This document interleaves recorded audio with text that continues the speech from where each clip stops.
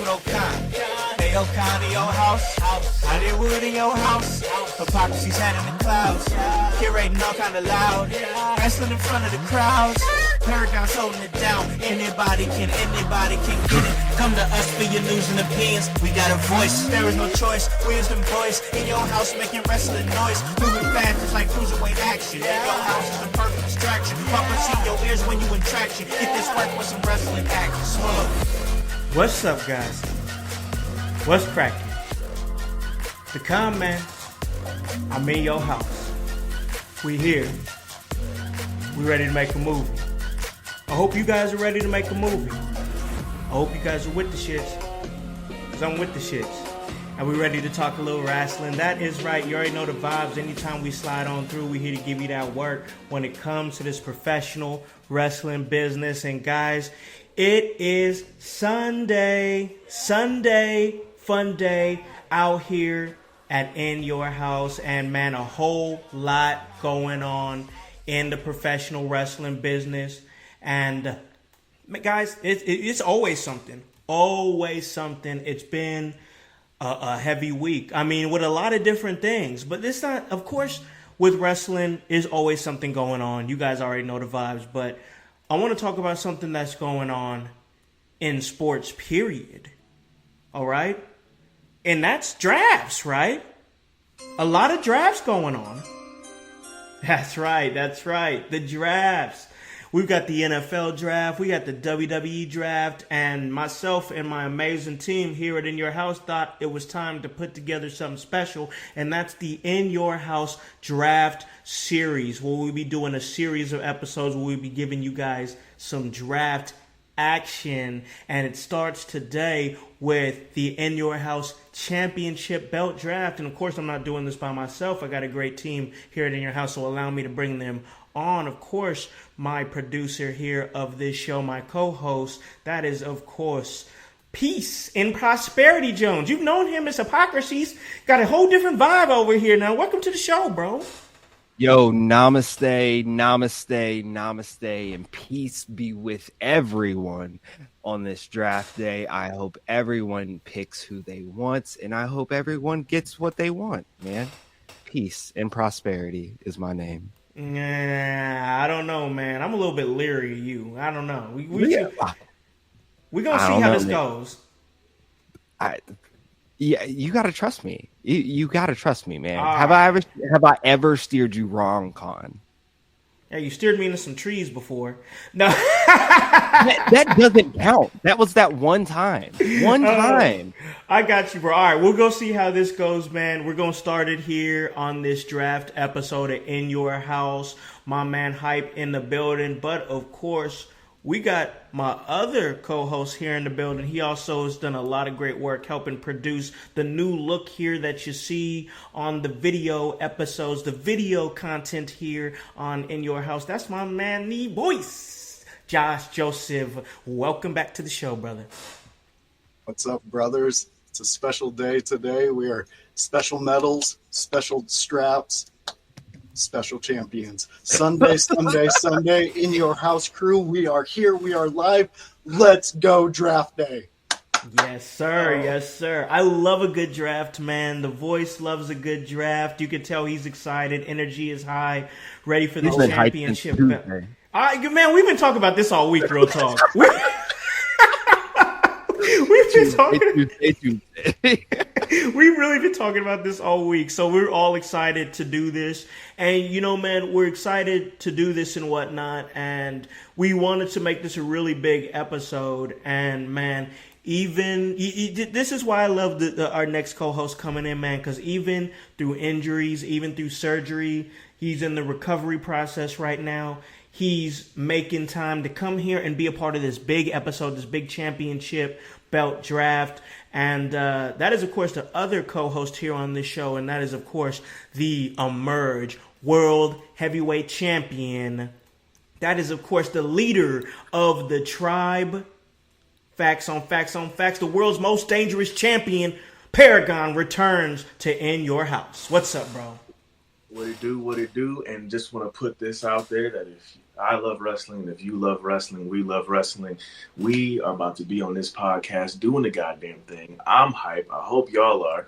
I mean, granted, we got somebody in here claiming they preach and prosperity, but if he steals one of my picks, he's getting suplexed to death. But we're not going to talk about that right now. No. We're not going to talk about that right now. But as you see, as it says in the name tag, Mr. Make a Biddy hit her knees, because guess what? I'm Big P. And I will make y'all say, hey, hook, bow, if y'all try to take my picks. I'm not playing with y'all. Listen, stay away from this man's picks, all right? I'm doing the best I can to stay away. But I got picks, too. Like, I got titles I like, too. But I'm going to try my best I feel to the stay away. hypocrisy in this episode, man. I just feel it. Jesus. He's like, my man hype trying to move forward. He's trying to better himself. And it's like, every time I try to get out, they keep pulling me back. Yeah, I just want to talk wrestling, maybe draft a couple cool belts today, and have a good time, man. It's all peace and prosperity, I'll even pass the peace pipe, bro. Oh man, yeah, we like them peace pipe, absolutely. Good morning. Yes, sir. Yes, sir. So let me jump in this real quick. A lot of things going on in professional wrestling, and I just want to get a couple of opinions real quick, just because I know this is a title draft, and this is gonna be the brunt of this episode, you guys. Just so you guys know, this title draft is gonna be the big brunt of this episode. But I want to real quick get a couple of thoughts from you guys. I want to talk real quickly about the things happening over at AEW, and that's mainly the turning of Jack Perry. He attacked and assaulted Tony Khan, and the Young Bucks helped with that assault. And then, as we were talking about, he got hit with the TK driver, him, Tony Khan. He's now on TV getting the work, and he's showing up at the NFL draft in a neck brace. And I just felt like that there was enough heat behind things that were said in that interview that he had at the draft, and him doing that and him becoming seemingly a television character now after saying that he wouldn't do that. I just want to get some thoughts real quick. Hype, what was you thinking about this whole Tony Khan story as it played out this week? Well, I mean, honestly, I think it's great. We saw people like Pat McAfee talk about it on ESPN.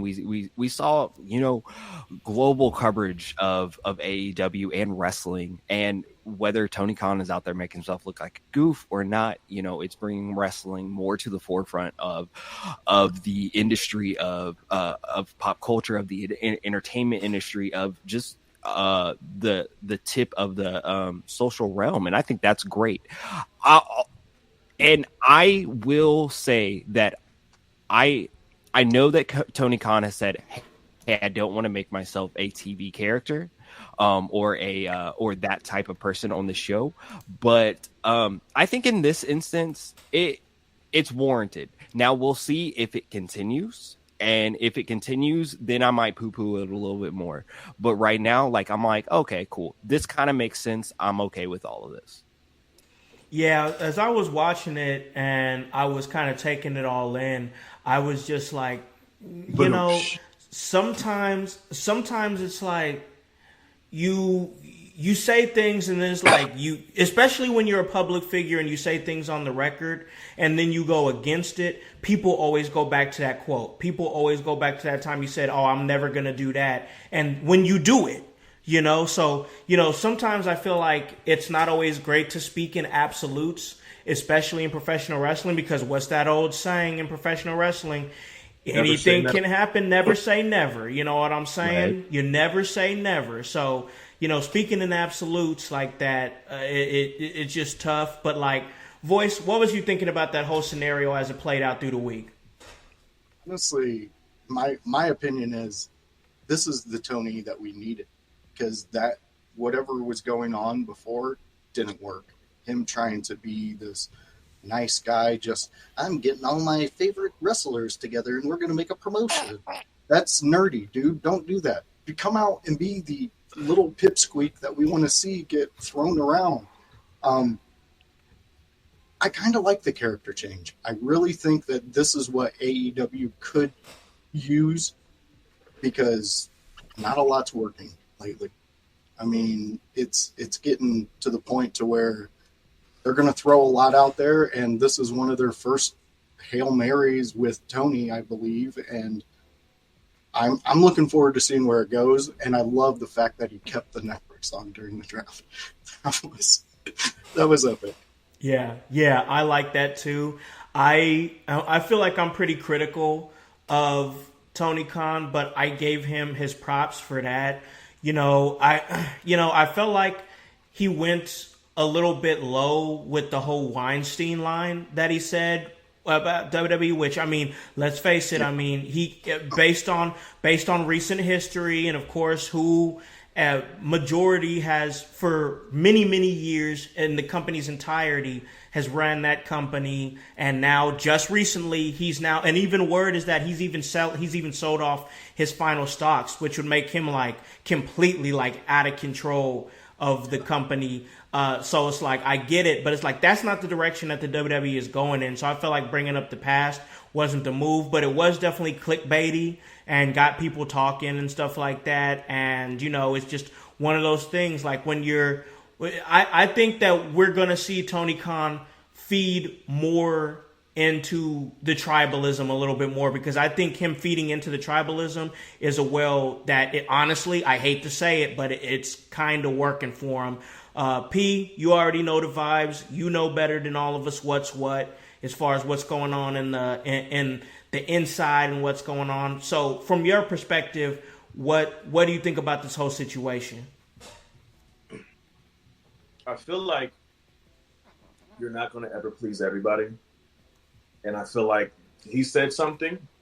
Some people wanted him to stand on business, but some people were mad that he made that to begin with because they wanted him to do it. I think Boyce kind of made it a really good point of they're throwing stuff at the wall and trying to see what sticks. This might be something that sticks.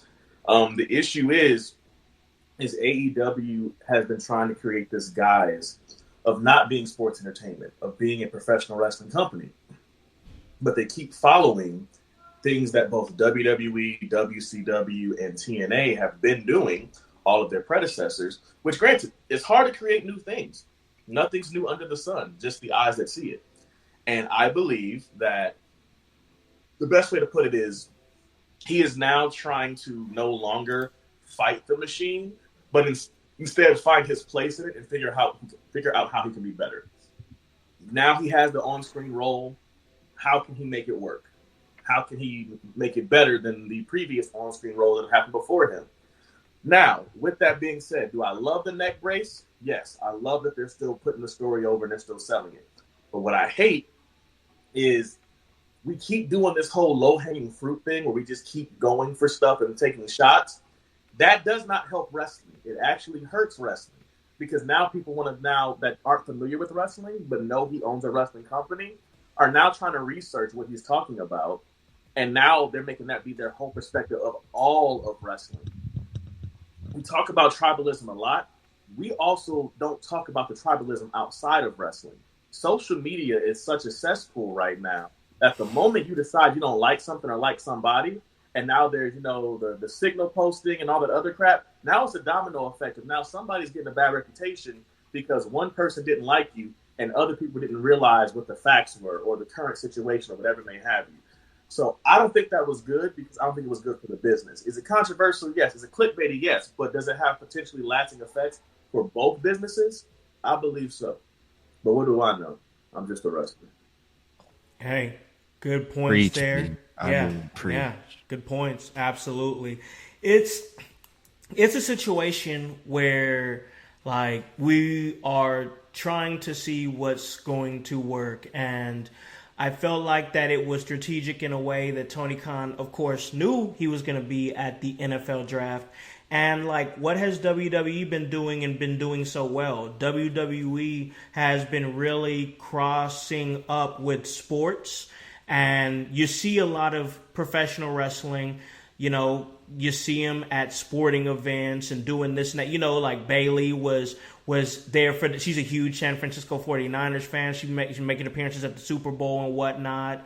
You know, making these big time appearances. Pat McAfee pulling up to, you know, if he were to pull up to like a Colts game or we had NFL players at WrestleMania.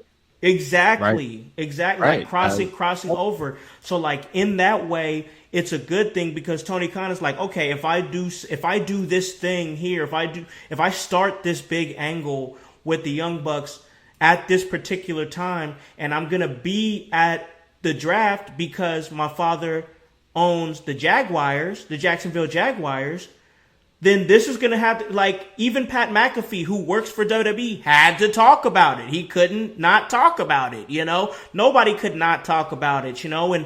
And like I said, maybe Tony just be spouting, bro. Like, he really just be spouting. He's going to get his talking points in, and I don't think he's looking to be conversational. I think he's looking to get his talking points in. So, like, when he made sure that he was going to say that WWE is the Weinstein of professional wrestling. He knew he was going to say that before he said it. I promise you, it was part of the shtick because it's all part of something bigger. He's trying to get more attention on it. So that's just how I see it, man. I wanted to get your guys' thoughts on it. And we also have Tony Gonzalez in the chat who said he's watching from PopCon right now. So thank you for tuning in, you know, while you could be enjoying your con. And he believes that AEW needs to focus more on their product because he said their last two pay-per-views have been good, but their TV product has not been so good. And if that is the case, you know, because everything's opinionated, but if that is the case, y'all remember that stint from like 2008 to like 2011, 2012, but that's kind of where WWE was at, where like the pay-per-view might be fire, but everything leading up to it was kind of rough. Yes. And if that's what fans are feeling like, if that's what fans are seeing, that's not a good look. You know, we have some people who think that we here at In Your House hate AEW. We just glorify and worship WWE. But I'm here to tell you, we love wrestling. I'm going to say that again because, you know, shout out to the homie Trey D. We miss you. We love wrestling. And when you love something, you want it to thrive. You want it to succeed. You want it to be better. I am critical of AEW, not because it's just a personal history I have with them, but because I have friends that work for AEW. Mm-hmm. I have people I love and care about who want to work for AEW. And you know what? It'd be cool to wrestle on TV. I would love to work for AEW. Oh, yeah. But just like how I want WWE to be better in many facets, I want AEW to be better in many facets. I want TNA to be better in many facets in New Japan. Because when wrestling thrives and when wrestling is better, the fans have something to be excited about. We can generate and create more fans. People are happy to go to work. I mean, hell, Lee Moriarty has written on his wrist tape when every time he wrestles, have fun. Reminding himself to have fun, even while wrestling his dream job. You know why? Because we want to enjoy wrestling. Wrestling used to be fun. But right now, because of the competition going on, and granted, wrestling used to have a lot of it, we're not having fun. We're just being tribalistic. And I feel like if we start focusing on making our products better instead of competing, we can truly be an alternative. Prime example, TNA back in the day. TNA back in the day, we loved it because it was different. But the moment certain people came upon board of TNA and they tried to do a Monday Night Wars all over again, if you remember, they started trying to compete instead of continuing to be themselves. And that's kind of when they went downhill and lost all that Spike TV money. Sorry. Here you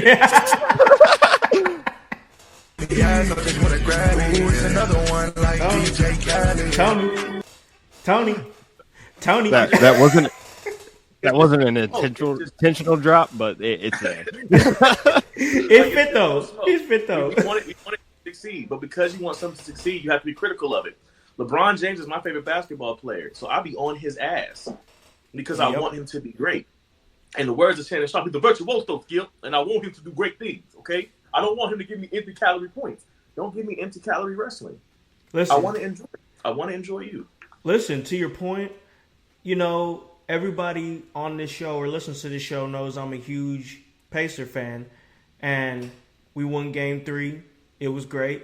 But, man, my favorite player right now is Tyrese Halliburton because I love that pass first point guard. I was a huge Jason Kidd fan. Oh, Halliburton. Yes, man. And man, I was like you said, your favorite player, you be on his ass. He shot 1 for 12 from the 3-point, and I was like, man, stop shooting, keep passing, bro. I was on his ass, So like to your point, and guys, you guys out there watching out here on X and on Facebook and on Twitch and later on we put it on the podcast version. You guys know, if you guys were listening to this show years ago or saw any of the video content that I did like 10 so years ago, like I was always hard on WWE's ass because the show was lazy. You have the best athletes in the world, but the show is lazy. So like I was stayed on them, and I always said it, and I always stayed on top of it. You're not pushing young talent. This is before NXT was popping, before the NXT that we know, not the game show. They were trying different things, They was trying to do Tough Enough, then they was trying to do that little NXT game and blah blah blah yada yada yada to bring new talent in, but nothing was working. But when you stay true to what wrestling is supposed to be, which is like teach them wrestling and teach them how to entertain, and you made it more about wrestling and start trying to make it this reality show, then you have NXT that comes in and becomes something beautiful and really is developing the stars of tomorrow. But I harped about this 10 plus years ago that they wasn't trying to build young talent. And now I can't complain about that because guess what they're doing? We got stars. We got today's stars and yesterday's stars mixing it up. It's a great vibe, man. So I wanted to talk a little bit about that. We just had the WWE draft that went down, and I'll just take spitball takes on that real quick because we're going to get to our draft. But for me, I don't feel like this draft really moved the needle. At least night one didn't. There was a few moves there that I thought was interesting, like Nia Jax and Braun Breaker moving to Raw and Nia moving to SmackDown.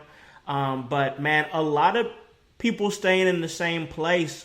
Voice, what did you think about that draft just in a nutshell? I think, like you said, it wasn't like high impact, everybody moving around night one.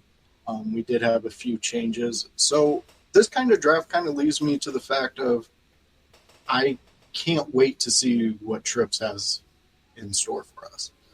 This has been a long time since we've had a guy at the wheel who understands the fans and what they enjoy. So I'm looking really forward to the storylines and everything that he has in place for this specific draft.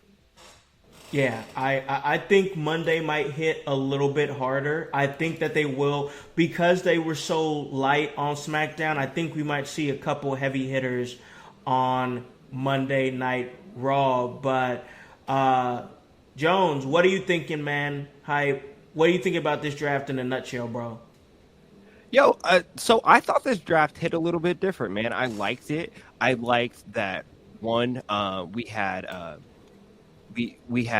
Paul Heyman open the show, let people know, hey, Roman Reigns says he's withdrawing himself from the draft because he realizes the importance of the draft and how you can't just pick Roman Reigns as number one pick because he should be number one pick. That pick should go to someone else. I thought there was intriguing lines in this draft. I love that Bianca went number one. Shout out Mello. Shout out the representation that we saw through this draft, but and on SmackDown, but just as a whole, man, I think this highlighted a true new future in WWE. And I know folks out there think that I'm like a WWE loyalist and stuff like that, but like I just like intriguing stuff. I like stories. I like when you add little details and like that makes sense. So like this hit for me. I know it probably was not the most star-studded, spectacular thing in the world. But as far as a draft goes, I think this set a foundation for, hey, okay, this is really the future that we're going for, and look at this. Yeah. I like that. Yeah, that's a good point. Once again, good point. That's what we do here in your house, y'all. You know, we look at things a little bit deeper. You know, yeah, we get a little bit granular with our discussions here at in your house, but because we love this and we break it down to the very lowest that we can break it down to and analyze it as we, you know, attempt to build it back up or appreciate it for what it is, you know. So, P, what you think, man? Yo. Spell granular. Spell granular. You want me to spell that right now? You want me to spell that right now? Yeah. I'm not gonna sit up here. I'm not gonna sit up here and look stupid on my own podcast because I'm not gonna do it.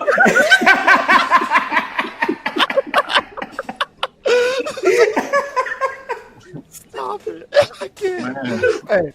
Hey, can we all just be friends? We haven't even started the draft. Friends? Why can't we be friends? Why can't we be friends? Why can't we be? Come on, put the lighters up. Put the lighters up, y'all. Come on. We getting in symmetry here. All right, we getting back in symmetry. We got a draft coming. There we go. There we go. We in symmetry here. All right. Yeah, we got to stay in symmetry right now because in about 2 minutes we're gonna be fighting over draft picks. This is about to be a movie up in here. But all right. No, I agree with Pac. Honestly, I feel like if you look at it surface level, then yeah, you may not have thought this draft was anything like special. Hey, what up, Austin Collins? But yeah, if you didn't really look at it, really like whatever. But to me, I thought night one hit, and it's why it hit.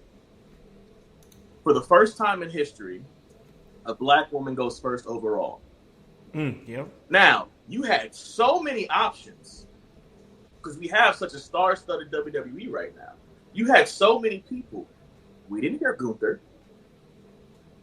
We didn't hear, and I'm talking about the full night. We didn't hear Gunther. We didn't hear Gunther number one.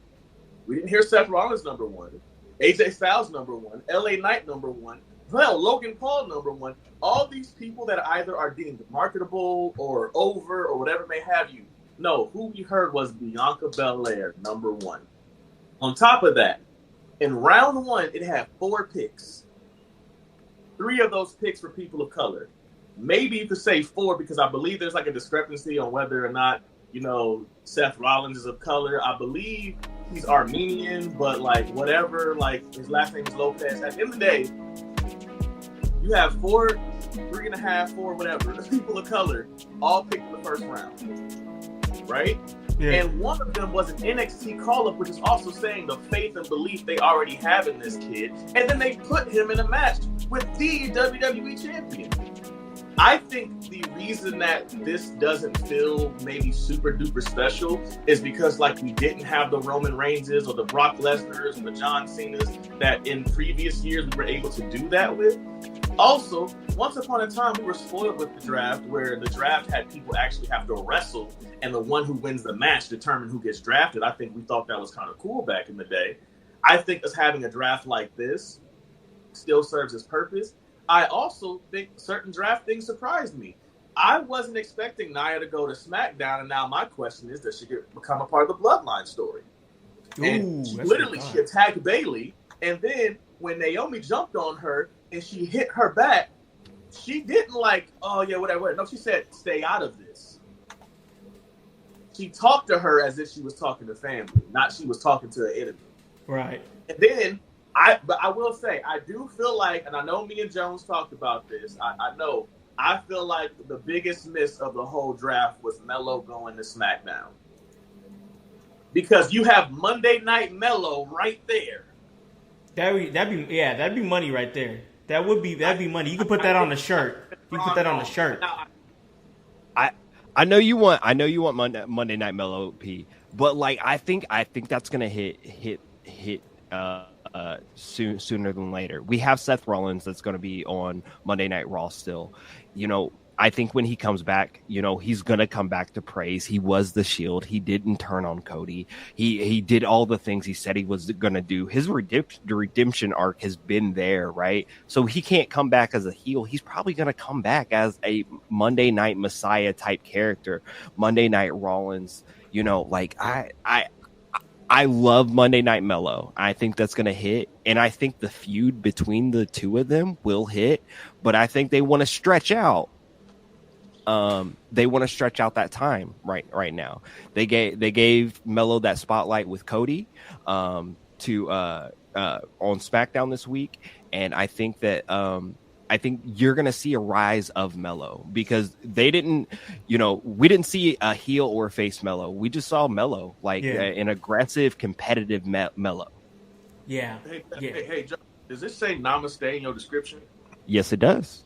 Well, namaste my ass over here on Monday Night Mellow. You know. I can't stand you.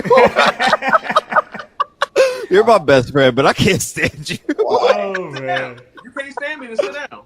I am sitting. Hey, oh, man. Hold them chopsticks a little tighter. The lube. I told you, I'm on your ass today. Stay with my you know what? Namaste and everything, but I know what I'm picking now. I need somebody that's not him to do the allocating of the orders, because I know like, I don't care if I'm 1 or 2. I just got to make sure that I'm 3 and Paragon's after me. Nah. Look, I'm running this today. I will show everybody. I am running this. I got this.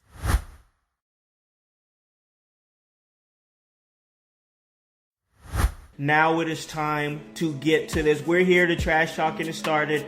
Time to get to the In Your House Championship Belt Draft. We've been talking about this all week. We put something out there on social media. The team shared it to everybody that they could share it to. So thank you to you guys for sharing that and putting it out there. It's time, baby. It is time. So I'm going to throw it to my producer here, Hype, break down, just give us a little bit of the rules here of this draft and what we're rocking with. And yeah, let's just get to it. All right, so we have a random order picker for this draft. Obviously, we have 4 teams. We have Team Con, we have Team Voice, Team Hypocrisy, or Peace and Prosperity, whichever one I choose. It might be Yin and Yang today. And then, of course, we have Team Paragon. And we will be choosing our roster of championship belts. And you'll be able to see that right here. We have a large roster of championship belts that we can choose from, and we are basically starting our own promotion off of this. We're going to have a series of drafts in the next coming weeks. Our championship draft is the start of this.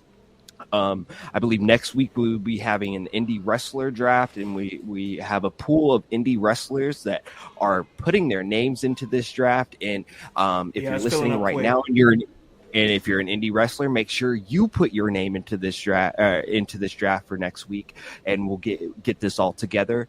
If you don't watch it here, you're not a part of my roster. Oh, you heard it. You heard it. And wash under your arms and between the cheeks. Outside and bounce that ass. Wrong with you. Hygiene is important. He said, "Wash your ass. Wash your asshole." So I believe we are having 8 rounds to this draft. So that is 8 championship belts that our rosters will assemble. After round 3, I believe we are open to make trades. Yes. Yes, and once a belt is picked, it is picked. Finito, kaput, off the board. Nobody can pick it. Off the board. So, just for example, let's say Conman picked this WWE Championship with the Scratch Championship belt as his pick. That takes it off the board, as you can see right there, and adds it to his roster.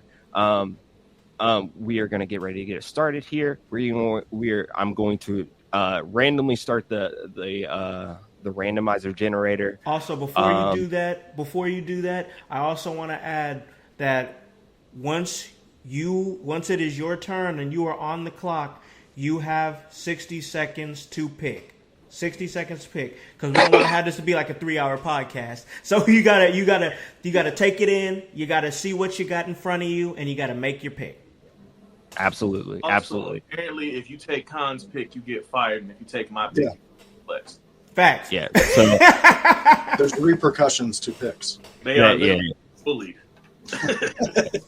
All right. Here we go. All right, we'll do this thing. I got my man Jones. We're doing the randomizer. It's going right now. Yeah!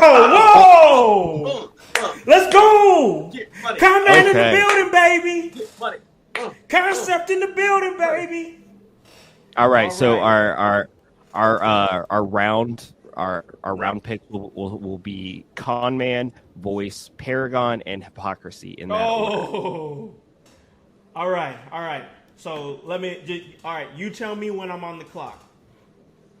All right. So the draft begins.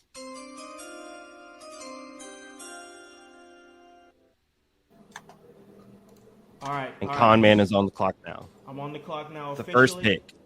With the first pick. All right. Dang, the first pick in the draft here. I'm looking here at the list that we have. All right. My pick is in. With the first pick in the In Your House Championship Draft, Team Concept picks the WWF Winged Eagle Championship. It's a good pick. A championship. Good. A championship from a great era of wrestling where we had greats such as Shawn Michaels, Undertaker, Bret Hart, many more. It was pre-Attitude Era. It had a great design. I always loved the design of this championship, and it always shouted prestige to me. My first pick in this draft is the WWF Winged Eagle Championship. I like it. Good pick. Yeah. The Lou likes your pick too. Yes. My man, appreciate you, Lou. All right. Lou. So our next pick is for Team Voice. Team Voice, you're on the clock. All right. So I really think that the first pick should be something that what's going to be your gemstone of your promotion. And there's been one belt my entire wrestling watching adulthood that I've just loved because I love the way he brought it out, and it is the Taz FTW belt with the orange strap. Wow, what a pick. I like that pick. That's going to set my champion for a beautiful title to carry around. It's unique. It's got the orange strap. It's great medals. I love it. I love the design of it. Taz was a beast when he brought that out, just to troll Sabu too. Just to troll Sabu. This is a good pick. I like it, man. We're off to a hot start here. Interesting start. And we'll go ahead and move right along. I believe that's Pete. Yes. Team Paragon. Oh, it is. I already know where you're going. Yeah, you are on the clock, sir, right. And I already know where you're going, so come on. The third overall pick in the In Your House Championship title belt draft. It is the Michael Jordan of picks because he went third overall, and that is the Lucha Underground Gift of the Gods Championship. Oh, okay. That's a cold title. I always thought that was a cold title. It's beautiful in the concept of it. I mean, you have your TV title because when you don't cash it in, you have to defend it every single week. You have your Money in the Bank title because you have to cash it in, but they make you shoot your shot and actually announce that you're going to have the match. You get your option C from the X Division title, so you can actually cash in the title for the championship. You get your workhorse. You get your Money in the Bank. You get this is your next moment. Like the IC title was originally used to let you know who was next for the world title. Many things you love about other championships, the Gift of the God puts into one. And my thing is, you said it's the crown jewel, right, boys? The crown jewel never said it had to be your world title, but it's a title that gets people talking. TNA had the X Division title. The IC title for years was on your mind. And right now, we got this, baby. Dude, and that's why your surname is Mr. Make a Bitty Hit Her Knees, because that's an excellent point. Your world title does not have to be your gem. Whatever title that get you the most views, the most people, the most pop, the most everything. That's what needs to be your gem. Great pick, Paragon, and great insight, man. Yeah. This is a mind everybody needs to be paying attention to, everybody. Get on the Paragon train. Agreed. Get on. Get gone or get gone. You already know them vibes. All right, man. Hype. It's all you, bro. There we go. Hypocrisies pick. Your pick is coming up, and you are on the clock, sir. I'm on the clock, and I think the only way I can go, because just me personally, and it's right behind me already. Ooh, dang, I was hoping to get that in like the next.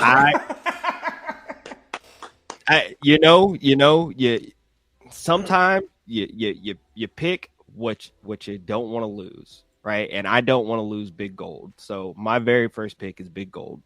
Great pick. WCW Big Gold, not the WWF. The even is greater still pick. on the board. Even greater pick. I think you picked the better one. Honestly, the WCW one was honestly my personal favorite one. But go ahead and break down why it was your first pick. I think for me in wrestling, that was my very first championship gold that I saw on television. I was a WCW kid, man. You got to remember, like, that's what I wanted. I even liked it when it was defaced a little bit, even though, and now that I have weirder feelings about that guy, but that's not here nor there, because peace and prosperity. That is just that's my belt. Like that. That's what I see as a championship belt.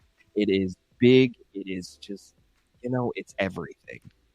And it's one of the prettiest belts in all of professional wrestling, specifically Facts. the WCW one, because the WCW one was larger than the WWE one. Yes. And so it truly felt like a big gold belt. When you were wearing it, it felt like it was encompassing you. Whereas, with the WWE version of it, it felt like they purposely made it smaller, either because A, they thought it was dumb, or B, they wanted to minimize it to show it wasn't on the level of the other one. So I feel you. I think that's a great pick. All right. So, are we randomizing the next round? Every round. Every round. Okay, cool. Randomize it. So, sorry, let me pull that up here so you guys can see. All right, round two, guys. All right. Oh, I thought that was it. I was like, oh, I got number two. Okay. Yo! Okay. So, what? we got the draft order as Paragon, Hypocrisy, Conman, and Voice. So, Paragon, you are on the clock, sir. All right. So, I know what I want. Where's my draft noise at? I want my draft noise. All right. There we go. All right, now he's on the clock. All right. Doing too many things, Con. Oh, I know. You're killing the producer side, bro. Killing it. All right. So, with my next pick, this was the title that Kurt Angle held. This was the title that The Rock held. This was the title that, more specifically, Eddie Guerrero held. This was my championship. What the big gold belt was to you, the WWE Undisputed Championship that was on SmackDown. That was my title. Amazing. And that was the one that made me say, I want to be a professional wrestler. When I saw that around The Rock's waist, when I saw that in Eddie Guerrero's waist, and I have two memories. One of them was The Rock having that championship belt in his hand and then running down the ring trying to attack Brock Lesnar. And the other one was tears and Mama Guerrero's eyes when Eddie handed that to her. This is the championship belt that I want to be the title that the gift of the gods is trying to get to. I like that. That's a good I like pick. that. We might have to talk here in a couple rounds. I'm just saying. Like, oh, is that on your list? we might have to talk. I'm just saying. So, with that, yes, team Hypocrisy, Team Peace is on the board, and the pick that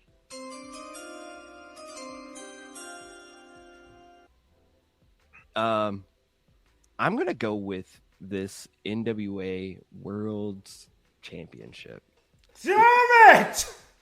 Son of a bitch! I like this championship. I think it is great, and I'm probably gonna do I'm gonna do something that people don't like about, or that people won't like. If I'm drafting my belts, Big Gold is my number one, right? That is the top tier of the top tier. And in drafting this NWA World's Heavyweight Championship, I'm going to make this my mid card title, but it's mid-card title with prestige. Oh man, so the NWA championship was most definitely on my list. The prestige behind that championship, 10 pounds of gold as it's called, and even in today, it's a well-respected championship. I do believe that you can take that championship to any promotion and people will be like, oh, that's being defended. So yeah, I do believe that the NWA championship, not just the prestige behind it, but just the look of it. It looks like a fantastic championship that I think anybody would be proud to hold. I love the side plates where it has pretty much all the countries on the side of it, truly representing that it is a world championship. The NWA World's Heavyweight Championship is one of the most prestigious championships in all of professional wrestling, and that's a great pick. Thank you. That leads us to you, sir. Awesome.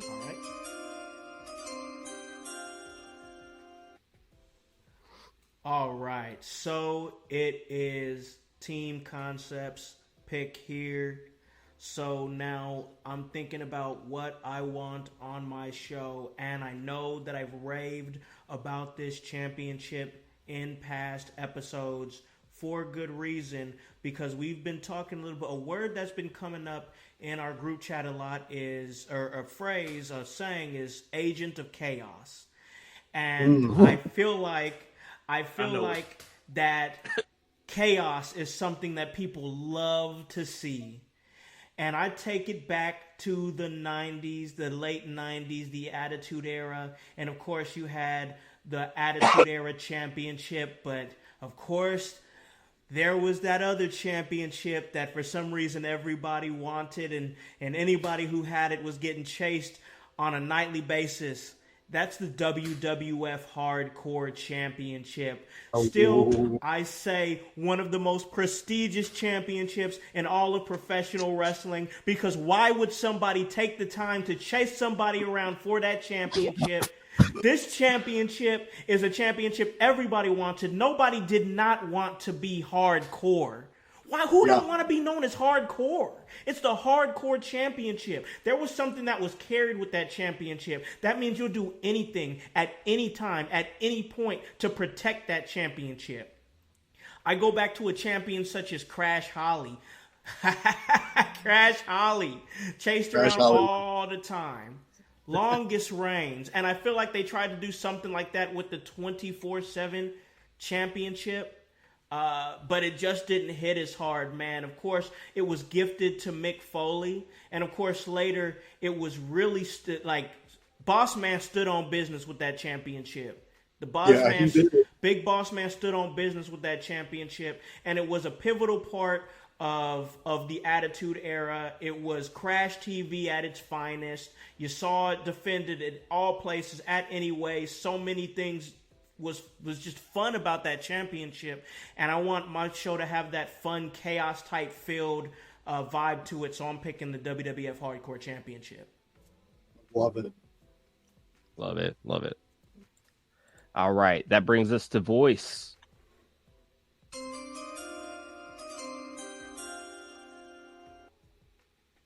Okay, so I've been sitting here listening, especially when Paragon was speaking of his title and what it needs to represent. And it brought me back to a day of, I remember a certain man who toured the ECW world, and he held a certain title for, I believe it was 2 years for his first run. And that's the ECW Television Champion. Ooh. I need that championship because I feel it's going to go off the board with a certain guy who kind of hires us all and brings us all together to do this. So I wanted to get that off the board. But that title, watching Rob Van Dam defend that title night after night, doing what he did at that high of a level what that his first run before his leg broke was something to go back and rewatch. RVD at that time was on levels that people could not understand. I like that pick. I like that pick. You know, I love me some ECW. I'm a huge Paul Heyman guy, so I love me some ECW. And I really thought that they had beautiful title belts. Like, they really, truly did. So, like, yeah, man, I like that pick. And that was a very solid second round. A very solid second round. That was great. But we got to move on to the third round. And, guys, I just want to remind you guys, after this third round, guess what? Trades are open. Trades are open. Negotiations can be had. But we'll get to that when we get there. Right now, it's time to randomize again for the third round. All right. Oh, all right. Oh, okay. Okay. Here we go. All right, break it All down. right. What do we got here? Here we go. I'm not gonna lie. I was not expecting this. So what's the order for the podcast listeners?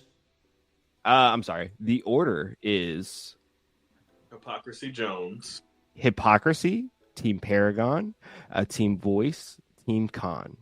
Got it. All right, man. Almost every.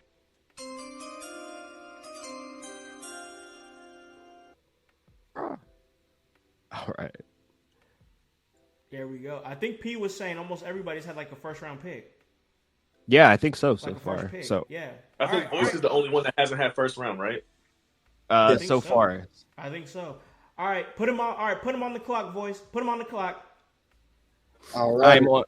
I'm on the clock, and so one belt that I didn't know about as much, but through doing this, I saw and I thought was beautiful, and I feel like somebody's gonna get mad at me for taking this, but I am going to pick up this Pan-African title. Look on P's face. Oh, suplexes on suplexes. Yeah, so I know things are gonna be happening, but like it's okay. This might be tiny bit strategic for later, but we'll see what happens. But man, you threw this in here, and I was like, oh my god, this is one of the most beautiful things I've ever seen. My mentor currently holds the championship, so I'm like, you really just gonna, you know what? I'm sorry. Later. I've had it up to here with you. Oh, I've had it up to here with you. Oh my god! You look, man, and I'm sorry, but I saw this title and I was like, man, look at this title. This would make one of the greatest, like one of the greatest, like most prestigious, maybe women's title, maybe women's mid card title. I know it's traditionally a men's title. Actually, but not. The very first holder was a woman. Oh, okay. So there we Trisha go. Dora, right? There we go. Yeah, Trisha Dora was the first person to hold the title. The second person ever was Shug D, who beat her for it. And so my idea was it was going to be an intergender title, but somebody. I'm sorry. Because I got the title he won. Think this about it, bitch. It ain't even like that. I'm just saying, we're just saying we can make trades after this round. I'm just saying. Hey, that's why we had trades open, so we can use strategy moves for sure. So yeah, this is panning out to be great. And lo and behold, whose pick is next? Put him on the clock.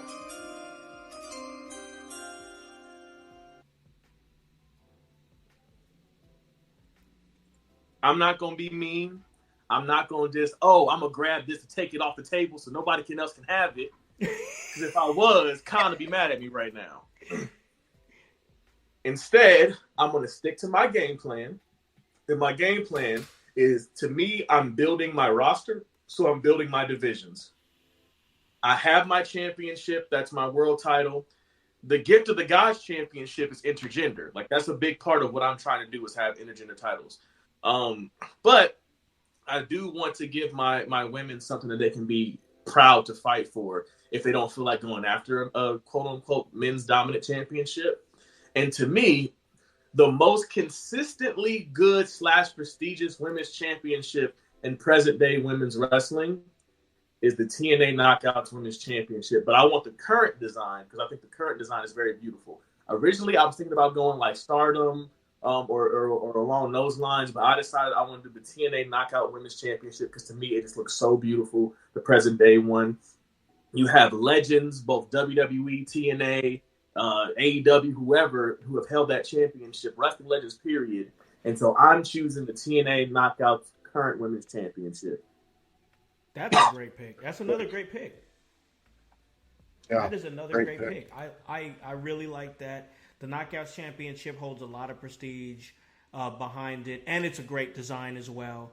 I do enjoy that pick quite a bit. And, of course, it's you, as we're doing here, you're building your women's division. So not only a great pick design-wise and history-wise, but strategy-wise as well. That's a good pick.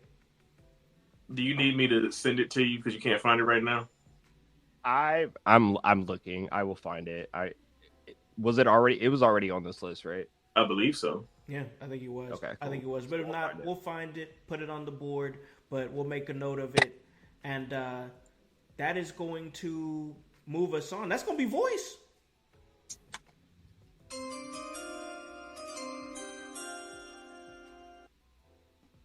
All right. So we have talked a couple times, Mr. Khan, and I think you know a title that I really do love thoroughly from WCW days. I mean, hell, it hangs behind me in my studio, signed by the greats who held it. And I'm going to have to go the WCW United States Championship heavyweight belt. Good. I love it. I love the design. I love the prestige that came with it. I loved that almost everybody who held it. It was such a fun title to see go back and forth, storylines built behind. I mean, it gave us some of the greats to be out there. One of my favorite runs was the man himself, DDP's run with it. It just, at that time, it really brought a big pop to that specific title. And I love the design of it, man. It's so nice. And it's got the eagle in the middle. I love it. It's a great title, absolutely. And it's a title that holds much prestige. Many names have held it over the years. I do appreciate the fact that even though the WWE doesn't have the U.S. title design that you saw back in WCW, I can appreciate the fact that at least they kept the lineage of it. And, so much great names have held that championship over the years. A laundry list of names have held it. And for me, watching WCW and being a WCW kid, it was always, of course, equivalent to that Intercontinental Championship at WWE, where it's like, this is the mid-card title. This title is being put on the star that we think is going to be next in line to possibly be a world heavyweight championship. So let's give you some reps as a champion, see how you look with the title on you, see how you present with the title on you. I think that a great pick is the WCW United States Championship. Very well put. Yeah, so I guess that puts me on the board. Me. That it does. Give me here.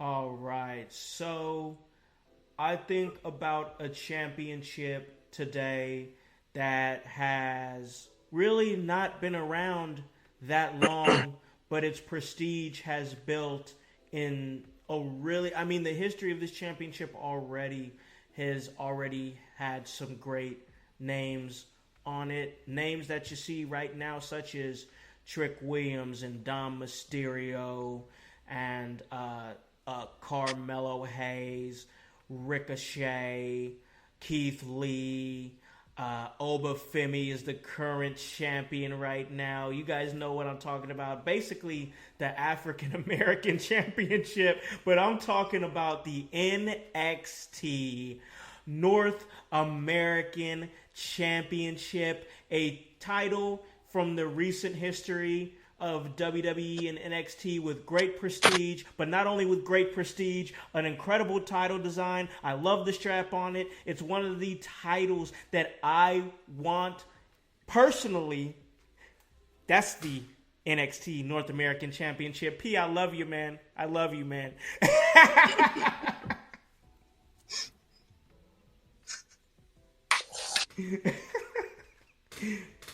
Oh, Lou wants to know what's P measuring? What is he measuring?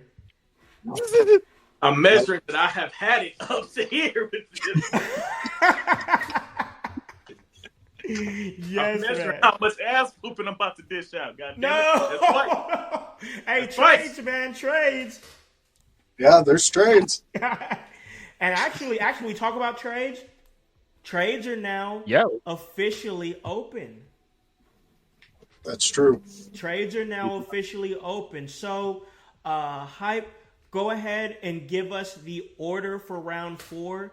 And while that order is coming up, everybody could think about what trades, they want to offer up. It's still out there. Possibility.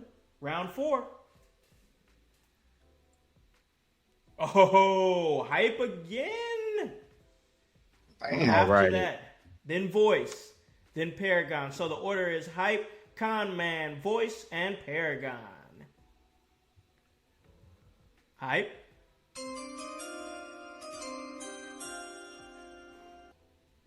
Sorry, give me just a second because I'm correcting the draft so that P's belt is correct in there. That it so reflects. I apologize. We have to make sure that the belts reflect, all right? Because we're going to make sure you guys out there, we're going to get the screenshot of the belts that we have selected. We're going to put it on the In Your House Facebook page and the list of the picks. And we're going to get your guys' thoughts, what you guys think about what our titles represent for our brand, the picks, the designs, what you guys think, who did it best. But now we're officially now in the 4th round. Hype, it's you, bro. Yeah, sorry. I wanted to make sure that that P got his TNA Knockouts division title in there in the correct version. For sure. So I do apologize about that. With my next pick, I need I need some team synergy, and there's nothing better than team synergy than with a tag team title. And I think one of my favorite tag team titles to date right now, although these new ones that they got, they kind of hitting for me. But one of my favorite tag team titles today is the original the WCW tag team titles, the original tag team. So I am taking the WCW World Tag Team titles. Ooh, that's a good pick. Gotta have some tag team action. You gotta have that tag team action there, ready to go, ready to rock, and ready to get it cracking. So yeah, I like that pick. That's a good pick. That's a great pick. All right, and next up on the board is Con Man.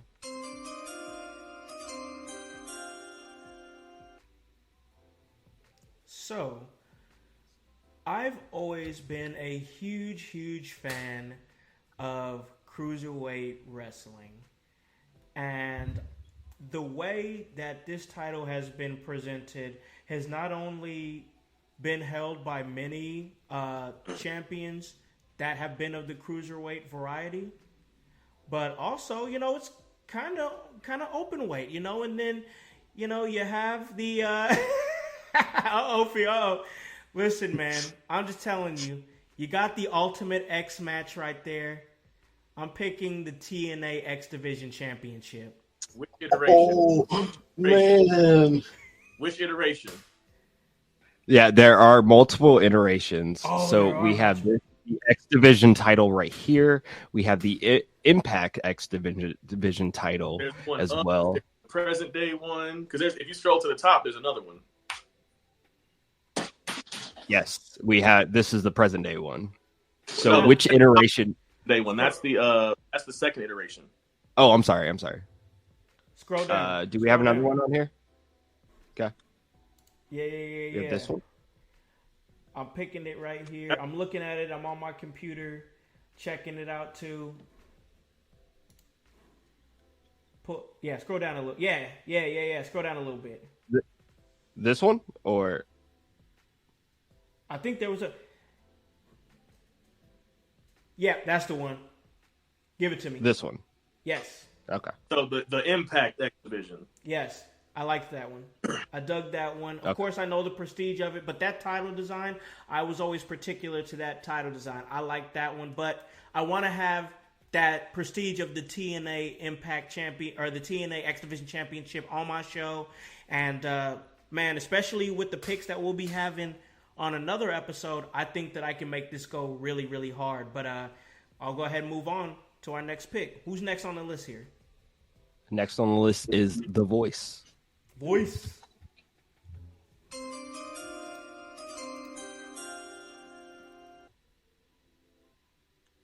All right. So as I was looking, I see some great titles out there.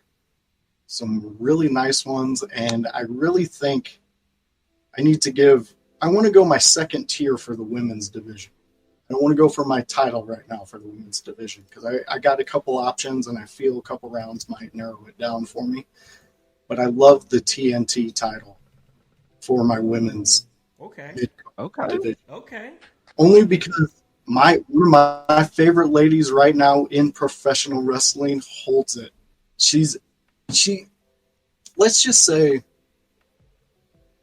the fun you can have in the world of wrestling is shown through massive amounts of hard work, just putting through, not worrying about what's going on in the world today, and just pushing through and showing what you can do in a ring. And I think that that title can represent that for my mid-cards women's. You said the TNT or the TBS? I meant the TBS. I apologize for the TBS title. I like that for my mid-women. I think I it's definitely knew represented. what you meant because the title design is so nice. Yeah. I totally apologize for that, fans out there. And fans, thank you for joining us and giving us your opinions on that and being active in the chat. Yes. Definitely remember that this is going to everybody's promotion that will be started up, and jump on somebody's bandwagon and cheer them on. Give us some feedback on it if you like the titles. If you don't, we want to know. Yeah. Most definitely. But I like that pick there for your women's championship, the TBS championship. And let's move on to the next round, or to the next pick here. Dang, he said.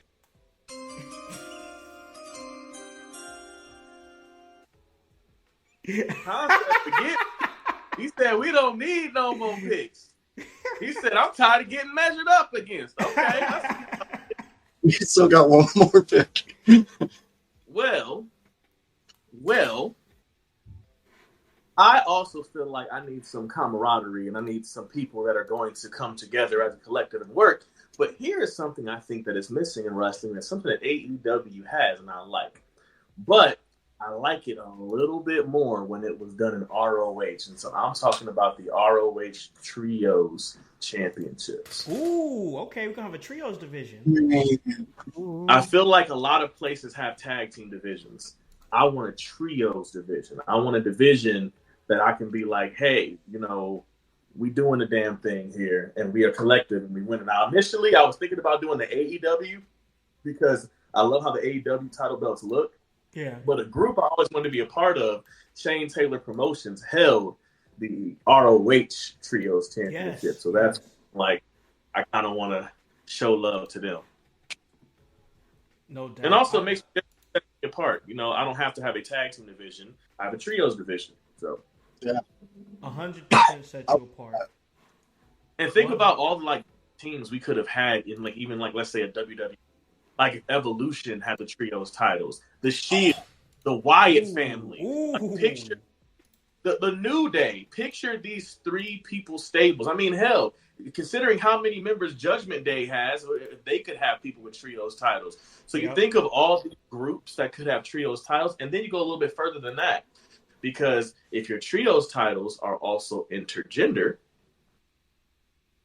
then with your trios titles also being intergender, you could have a Enzo, Cass, and Carmella as your trios champions. Yeah. You could have a Monty Ford, a Angelo Dawkins, and a Bianca Belair as your trios champion, or sub out for Lashley. Like, there's so much that you could do, and so I want those trios titles on my show.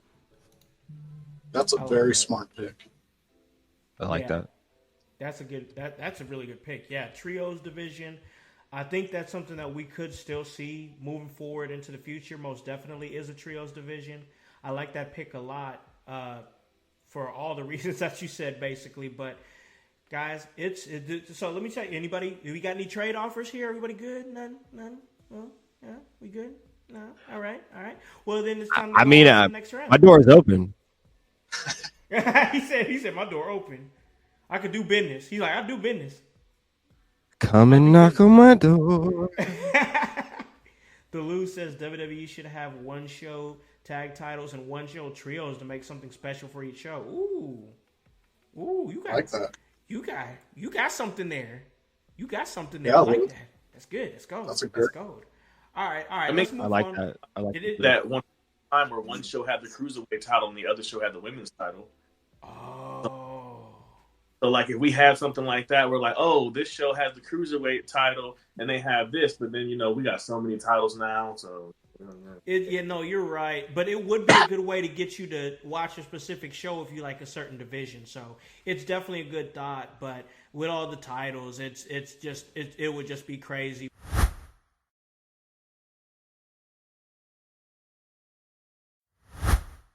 Let's go ahead and move on to the next round here. I believe we're in round 5. Yes, sir. Yeah.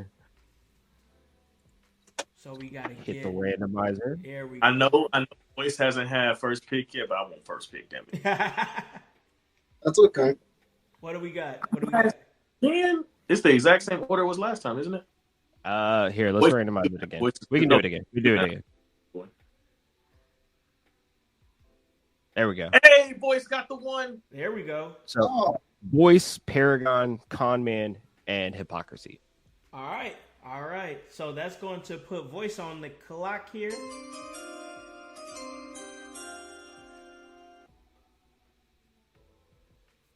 All right. I got to go for my women's world title, and I'm going to go with something that I just love. It's big, it's gnarly looking, and it's the AEW Heavyweight Championship belt. I just think the women carrying that thing around, to me, I wouldn't want to mess with her in a ring if she's carrying that belt.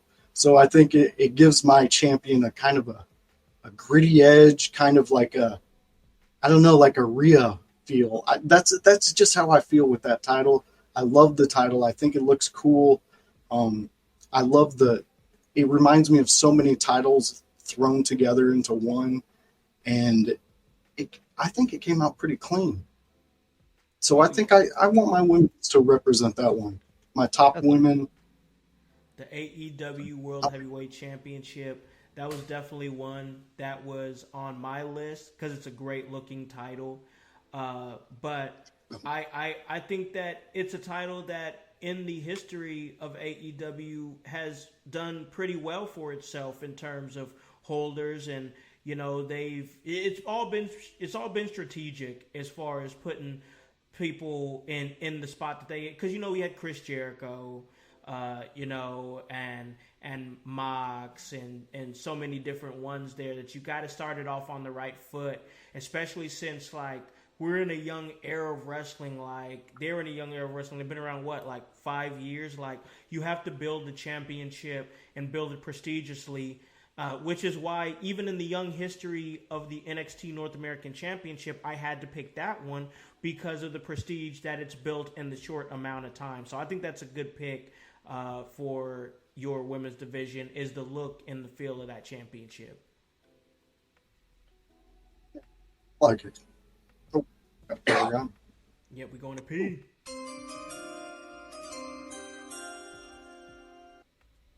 All right.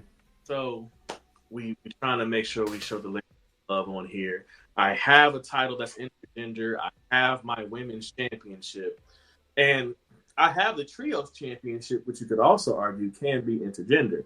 But once again, I want to give something for the ladies because I feel like so much in wrestling they've been ignored. And I have a championship that you can argue is intergender, but once again will be male dominant. So I want to make sure that I use a title that's still trying to earn its prestige, but has had some pretty prestigious people already hold it.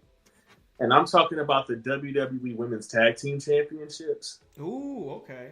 Undisputed recently. And on top of that, you have the likes of Mercedes Moné / Sasha Banks and Bayley that have held it. You have Naomi that's held it. I believe Bianca and Jade are going to end up holding it here soon. Yeah. And another reason why I want these championships, personally, the way that many people, and granted, I grew up in the Attitude Era, but the way that many people look at Trish and Lita, I look at Sasha and Bayley. Because to me, Trish and Lita, I appreciated them, but they didn't really hit with me. I was more of a Jazz and Victoria person growing up and a Molly Holly person. But then when I saw Bayley and Sasha, I was like, this is what women's wrestling is supposed to be and was supposed to be a long time ago, whatever may have you. So the fact that they both got to hold those championships, to me, that's the one I want to be like, yeah, the WWE Women's Tag Team Championships, I got to have them on my roster. I got to have them on my team. And I got to make sure that I got some badass women defending and fighting for these championships. And why does it feel like all the titles I pick are on the list, Bob? Huh? No, they're on the list. They're on the list. I got you. Your list is straight, bro. Right there. Yeah. Right there. It's such a clean. It is. It's a good-looking title too. I mean, they're good-looking titles, and I do see, like, for a long time I was like, especially with the women that they started acquiring on the roster, I was like, man, why don't they have a women's tag team championship? And then lo and behold, they finally ended up doing it. And yeah, there's been some rocky times with that championship for sure. It was cursed. It was cursed. It was gonna say at one point it was cursed. But they put a curse in the title. but I think it's came back around. You have the Kabuki Warriors who are holding it right now. Like P said, I do believe that 2 out of the 3 of the big 3, Bianca Belair and Jade Cargill, are going to end up holding it. So things are really looking up for that championship. I think that's a great pick. All right. So that puts me on the board then. Me. Yeah.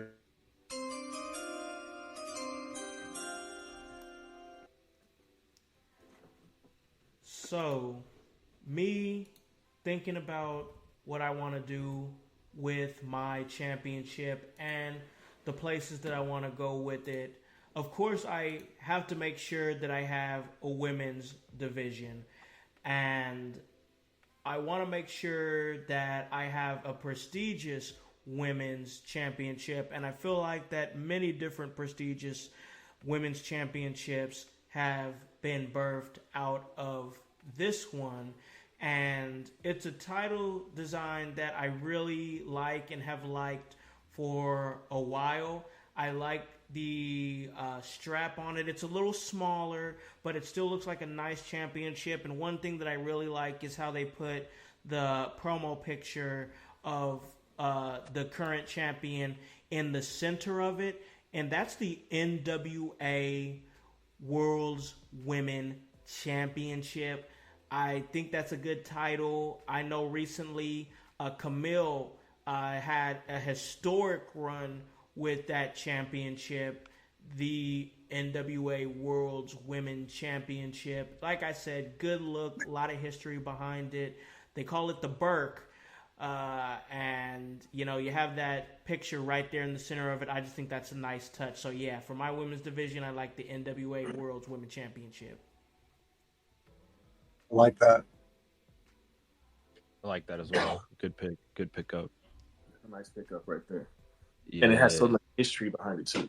Yes, a lot of history. Yeah. A lot of history. Alrighty. We'll push on here. Anybody? No trades? Are we still anybody? No. Come and knock on my door. I'm going to play you. Oh, no. But I'll take it like because I can, and I have all the belts that you want to. No, you just got one, but you're gonna pay for it though. Okay. You gonna pay what you owe. I'm going. A pop. Gonna pay what I owe. All right. I got you. I got you. I got you. Next pick. Okay. Next pick.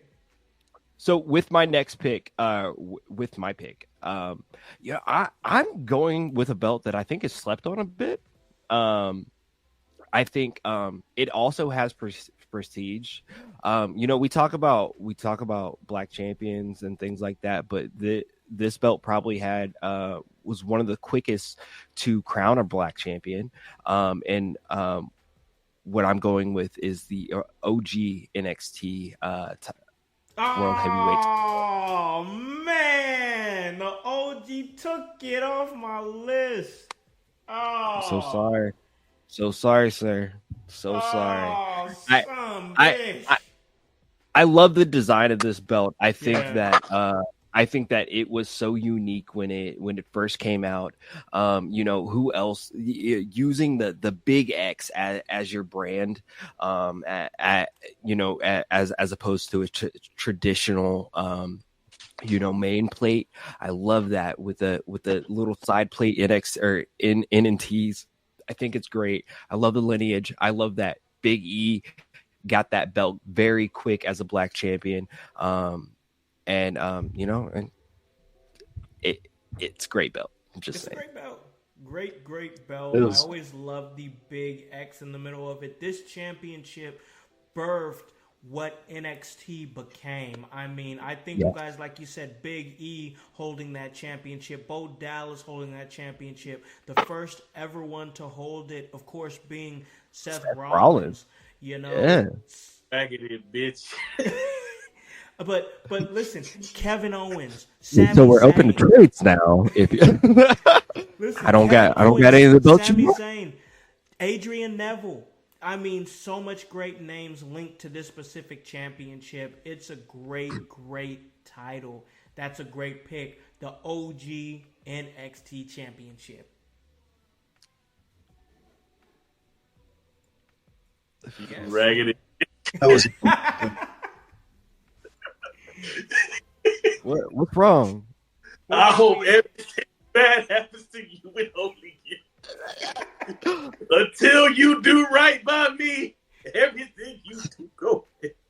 Everything you've done to me, I already been done to you. I mean, color purple your ass. Dang, Oh man, good stuff. All right, so we are. Yo, P, you don't gotta be so mad. I got to pull out the gold mic for this one, but you ain't got to be so mad. My door is open for trades. And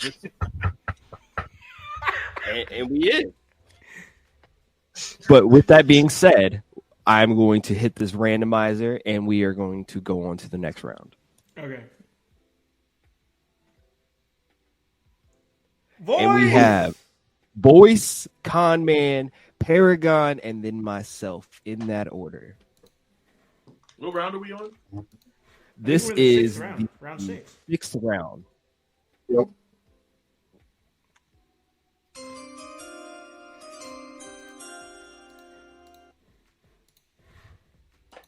Okay, so I miss the hardcore division. I wish it was back, but I wish it was back and it was intergender, because there was like Victoria. Could you imagine her as a badass being the hardcore champ and challenging different people? So this belt to me represents the hardcore division's hard work, pushing through, taking bumps, doing everything you can to get over. And it was a one-off belt. And it's got to be the Stone Cold Steve Austin Smoking Skulls belt. Is going to be my intergender division title. I like it. Okay. It was such a great storyline. It was such a great moment in wrestling. So fun. and it's a good looking Yeah, title. Let's be honest. That's a beautiful looking title. Look at that. Zero in on that. Show that. it was That's kind of like the, to me, and tell me if I'm wrong, but wasn't that like the first kind of one that was like separate from what we knew from titles? Like I don't ever remember.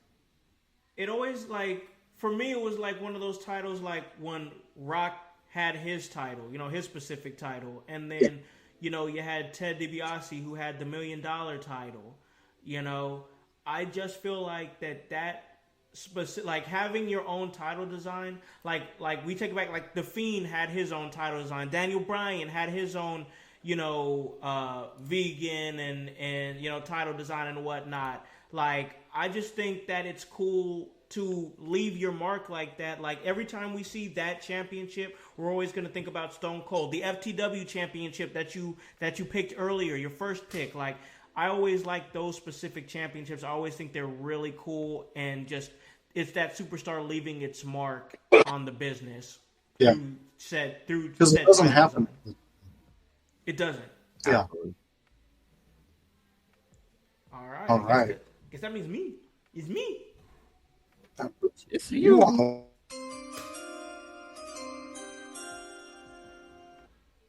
All right. So I am somebody who is not just a fan of this title design, but the way that I would use it in my promotion is to cross promote, and I feel like that international affairs are important now more than ever in professional wrestling, and we see it a lot in AEW, we see it a lot in WWE with them going overseas. But I feel like not only do I want a championship that I can bring over and have defended here, I can have a good working relationship with them, and it's a title that anytime it's defended on my show, I'm going to make sure that it means something, and that is the IWGP World Heavyweight Championship. Love that. Now, which iteration are you going with? Not the current. Not the current. No. Not the current. No. Okay. The classic. The classic. I feel. Yeah. Wait. When you say classic, which one are you talking about? Because a lot of people's mindset of the IWGP is like the one that Kurt Angle held, the one that AJ Styles tried. So what time frame are you talking about? Because the classic is actually before then. If you're talking about the old school. Well, I'm talking about, you just had it zeroed in right there, Hype. That's the design that I want, but I'm bringing all the prestige with it. That was actually the junior. That design was actually the junior heavyweight. I believe this is the heavyweight. This one right here. That one. Yep. IWGP World Heavyweight Championship. Bring all the prestige with it, and I'm gonna use it. Have my guys go over, have excursions. It's always important for wrestlers that a lot of wrestlers want to get over to Japan. And I feel like having that relationship, it would be important, and plus it's going to be a great feel for my show. So yeah, I'm picking the IWGP World Heavyweight Championship, that design, but all the prestige that comes with it. I like that. So we at number 3, and that's P. Right, we got Paragon.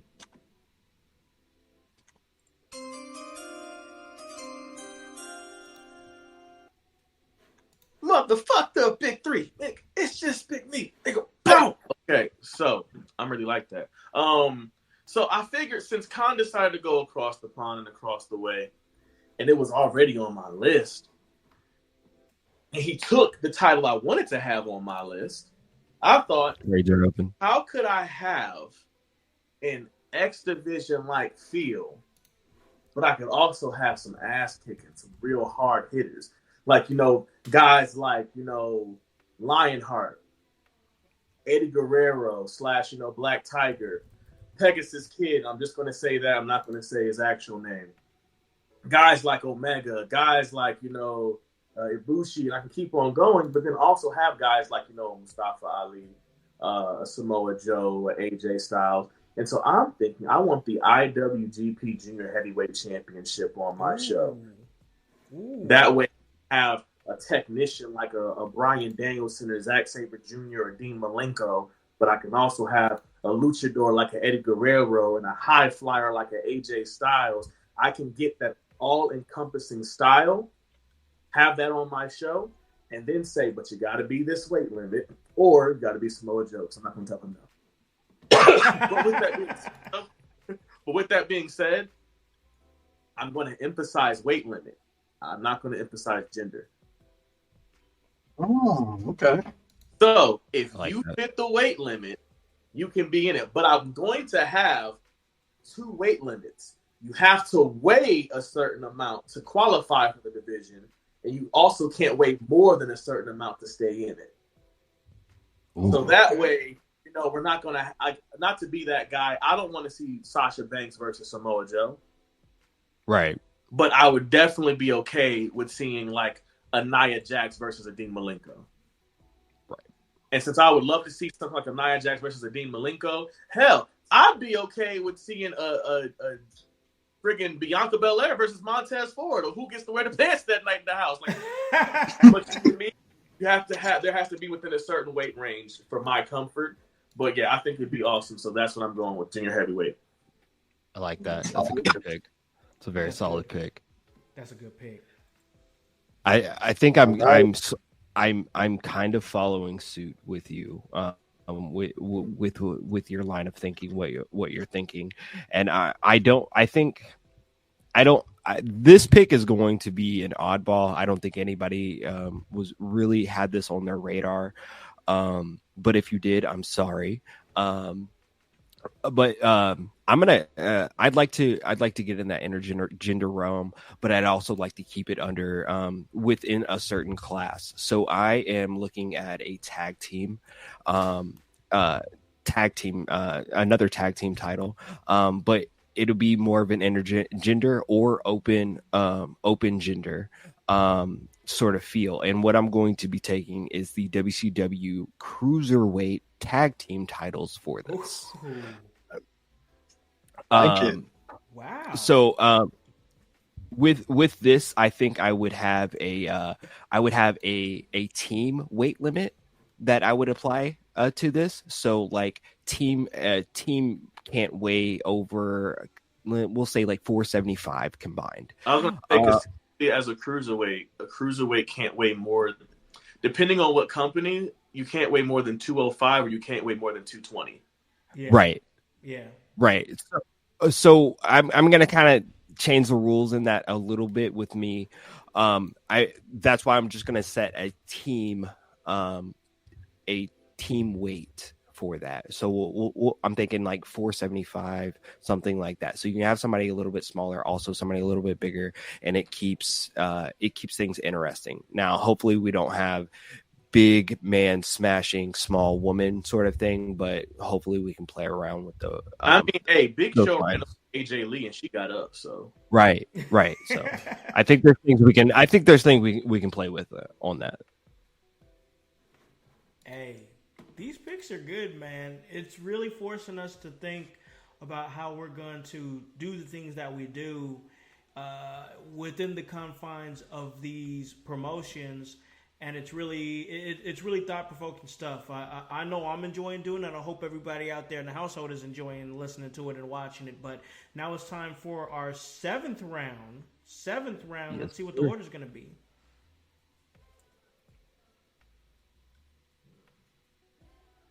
All right. So is Con Man, Hypocrisy, Voice, Paragon. Okay. So, all right, put me on the clock. Alert.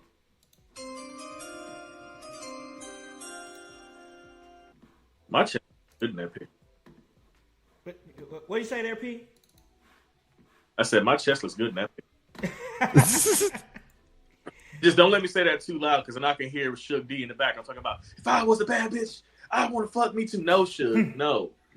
I want to bang me too. I want to trap me too. too. Not you too. Listen, man, it's funny. So he'll be to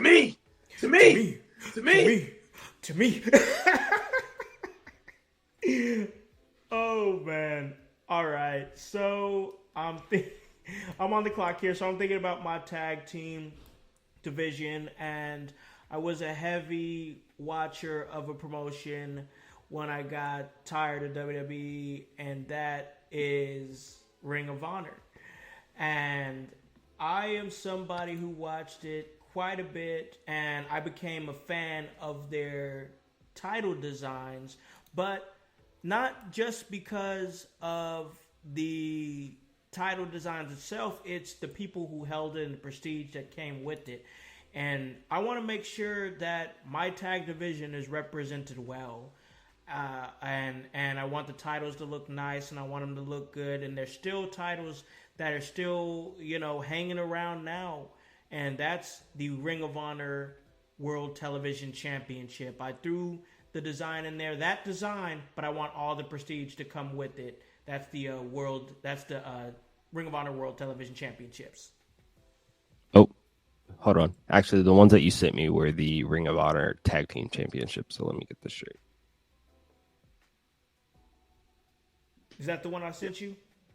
Yeah, you sent me the Ring of Honor tag. And I thought you said you were trying to build your tag team. And then I'm like, wait, TV title, what? Did I say TV? Yeah. I'm sorry, my mistake. I meant World Tag Team Championships. That's what I meant. That's my mistake. Cool. Okay. That's why. Yep, those are the ones. That's why I confused. I didn't realize what I said. Jeez, but yeah, no, World Tag Team Championships. That's what I'm picking. I love those titles. I love that title design, and I love the prestige that comes with it. I like it. So now I want to make sure I had a tag division. I was like, hold on, wait a minute. I got to make sure I have a tag division in there. So I had to make sure. I was like, oh, let me get some nice looking tag titles in there. So I picked them. But yeah, I love how that red outlines the black of the ROH. Yes, that was the original ones right there that I really liked the designs. I always liked like when they changed it and they went more to a more reddish type, because they always stayed with the red, but like the world championship that Jay Lethal held during his days with the House of Truth. Of course, Truth Martini being his manager, and of course that's who trained our man over here. P is Truth Martini, and I always loved those era of the title designs. But that first one right there, the one that you just put up there for me, they always popped to me. So that's what I would want my champions to wear. I like it. Yes, absolutely. Nice. Anybody doing any trades yet? You got any trade? What's happening? Come and knock on my door. Hey, I got stuff people want, so y'all can holler at me. Shit. Oh, you said it's me. You said you coming to my door. Exactly. Yeah. I mean, my house is straight right now, so I mean, I'm just saying. He's like, I'm good. Mine's in order. Everything y'all took. There was only one thing in particular that I was like, damn, you screwed me over. But everything else was on my reserves list that was taken. I was just mad that it was taken off my reserves list. Oof. Because he wanted to make sure you're going to get that one. All right. But the thing is, there was one that was taken off the list, and that's why me and Bell got to talk outside for a little bit. Fingers. You can have your belt. You can have your belt. I just took the opportunity because it was like, it's pretty. Look at that thing, man. This is just Mother Africa right there. Well, then I guess we're gonna have to put Jones on the clock. Yes, I am on the clock. And with my pick, I kind of like the gimmick belts, the gimmick design belts, and one belt that is very that I hold very close to me, just for the memory and everything, is going to be the Fiend belt. Okay. So, my fiend belt is going to be kind of set for just monsters and just very, very, very big people. So, hopefully, we can do some fun things with that in a minute. I like it. Yeah, it's a good pick. Especially the category, the monsters. Yes. It makes you want to watch your promotion. Yes. Thank you. That's good stuff. Yeah. But All right. Hey, I gotta step away for just a second. So I'll fix the pick, but y'all go ahead. All right, all right.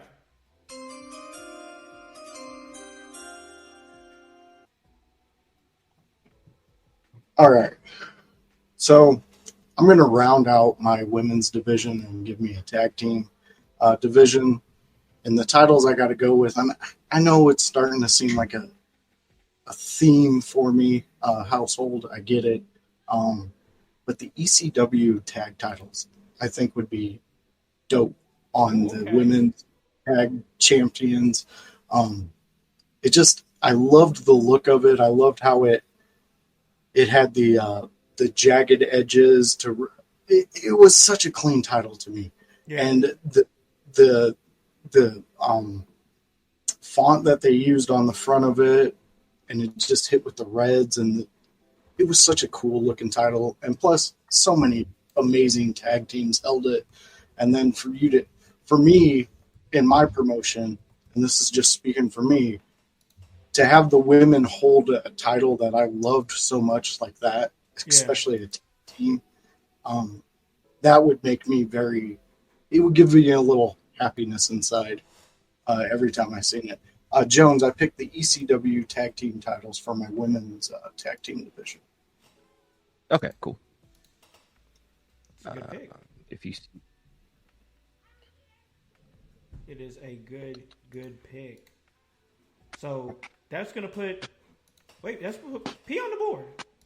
Mm-hmm. All right. that is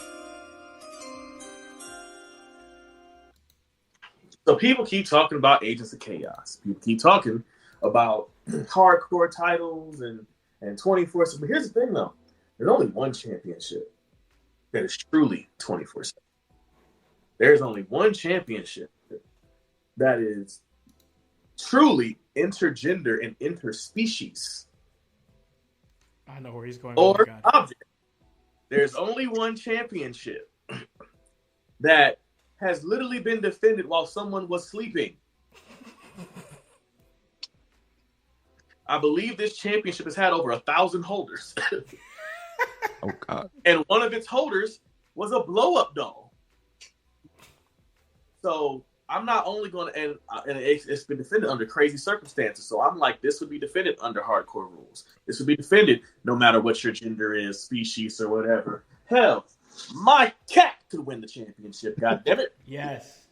I am choosing the DT Iron Man Heavy Metal Weight Championship belt. Great pick. This title will be defended at all times. Like, literally, my whole mindset being anybody can get it. Like, I have to have a championship like this where literally all comers are trying to come for this championship belt. Like, when I start my wrestling promotion, I want to have a title that I call the anybody can get it title. And literally, it's going to be a title that can be defended like, you decided to travel in town with your buddies. You better hope nobody has a camera and a referee. Because if they have a camera and a referee, you might get pinned while you sleeping in the hotel room. Yep. Or you going down the water slide. As soon as you finish going down the slide, lay on you 1, 2, 3. Hey, your cat was laying on your chest last night and was cuddling with you. You didn't realize that counts as a pin.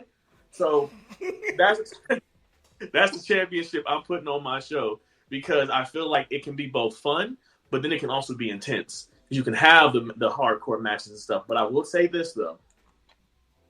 With this championship, if somebody challenges for a sanctioned match, like if someone challenges you to a match or a match is scheduled, then you have to let that match finish before you can interrupt it and try to pin or whatever like that. Oh, okay. And you can't I'm gonna make it that you can't just turn the match into a triple threat or multi-man match because you want to.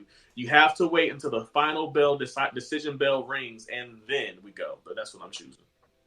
I like that. I like it. So that's the anyone can get it title? Yes. And that's how I'm going to have the Iron Man Heavy Metal Weight Championship work on my show. Dude, man, you could fall asleep with a bowl of ramen noodles on your chest, and that bowl of ramen noodles is the champ. You're gone. It's now. It's the champion. Yeah, I love that. Yeah, like you said, that's why I picked the WWF Hardcore Championship, because I'm gonna have it under the craziest rules, and anybody can win it. Gender, species, it doesn't matter. That's how I'm gonna have my WWF Hardcore Championship. So yeah, that's a fantastic pick. I like that. Win it. Like it. All right. We're on to Final our next round. Final round. And randomizing. Give it to me. Woo! Oh, number one pick. Right out. Hey, there we go. So the order is Team Hypocrisy, Team Voice, Team Paragon, and then Team Conman closing out the draft. So that puts me on the clock, and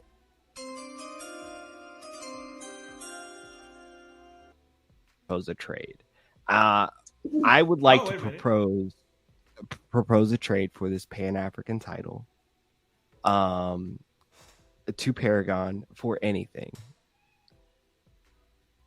For any Your pick. No, what is it on my list that you want? Yeah, is there something that you want specifically? Like, come on, like you can't just give them a pity trade. So you got to take something, bro. I mean, I would love to get that gift of the gods title, but I know you wouldn't pull that. He might pull it. Throw it out there. I know you wouldn't put it out there, but you know what? How about we say we trade the Pan-African title for the IWGP Junior Heavyweight title? I'm going to be honest with you. I was ready to shut down anything you gave me trade-wise. Yes. That's not a bad offer. It's a good offer. It's a hard one because, as I said earlier, Khan kind of stole what I was going to do. But you still have a pick left. You still have a pick left to go in that direction. You still have a pick. You still have a pick left. I'll be willing to part with it. We can do the trade. All right, first trade. There we go. And in the last round at that. I know, right? Man, this has been an exciting draft.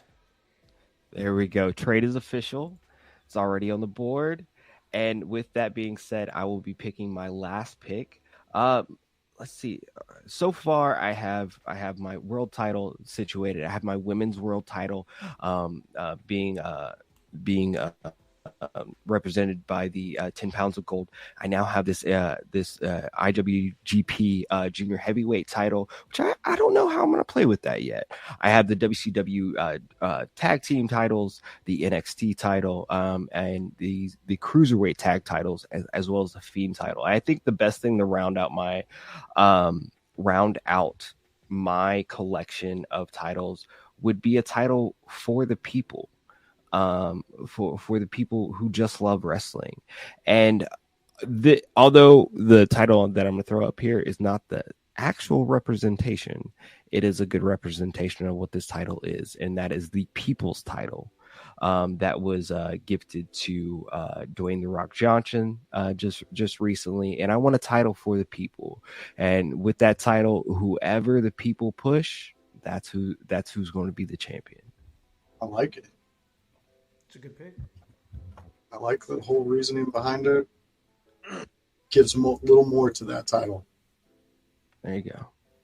Awesome. All right, so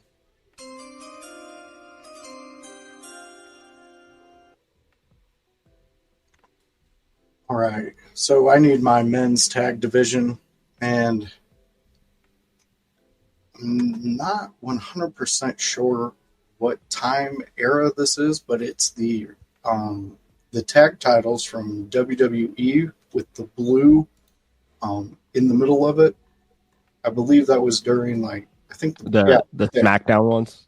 Yes, the SmackDown ones. I wasn't sure if they called that specifically for the SmackDown. If they were the WWE tag title, because how they had it was there were the World Tag titles, and then there were the WWE tag titles.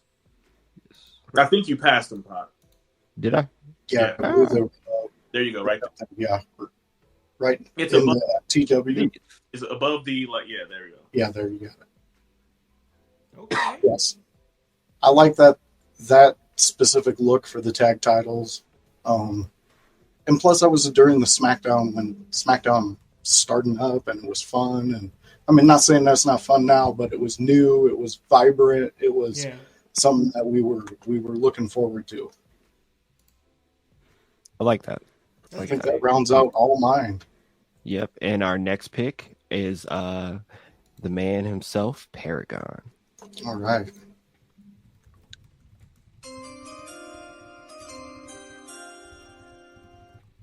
So I'm not gonna hold you. I struggled with this pick.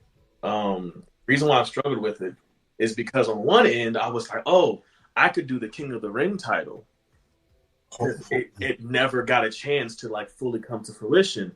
But then I'm also like, if you're calling yourself the King of the Ring and you're not the main champion, then like, what does that mean? And I had to think of like stipulations to give it purpose and reason. And I was like, it would be potentially be cool to have a title that you win in a tournament and then you have to defend it until the next tournament where the winner of the tournament has to face you. But then I'm like, but then I could just once again be any championship. You're defending it. So I try to like think, okay, well, you know what? I know I said I wanted my women to have the tag titles and then have the trios titles, but those progress tag titles are fire. I decided that when I realized this title had not been taken off the plate and no one was touching it, I just thought to myself, how can I not? I have to do justice to my friends, my fans, and my friends who are title belt aficionados and appreciators. And so we talk about me losing the IWGP Junior Heavyweight title. I won't say this is similar, but it kind of is. And I'm talking about a title so prestigious that it had to be unveiled by the grandson of a plumber. And I'm talking about the white strap Intercontinental Championship. One of the prettiest titles in wrestling, a title that held so much prestige, a title that many people started trying to lose their minds over, especially when Miz was holding it down at his very last run of it. And I just thought to myself, shout out Miz. What better way to cap off my title belts than having one just so beautiful and so pretty, like white strap IC title? It's a beautiful That's pick. a strong pick. That's a strong pick. I actually owned that championship until, life be life in and I had to sell it.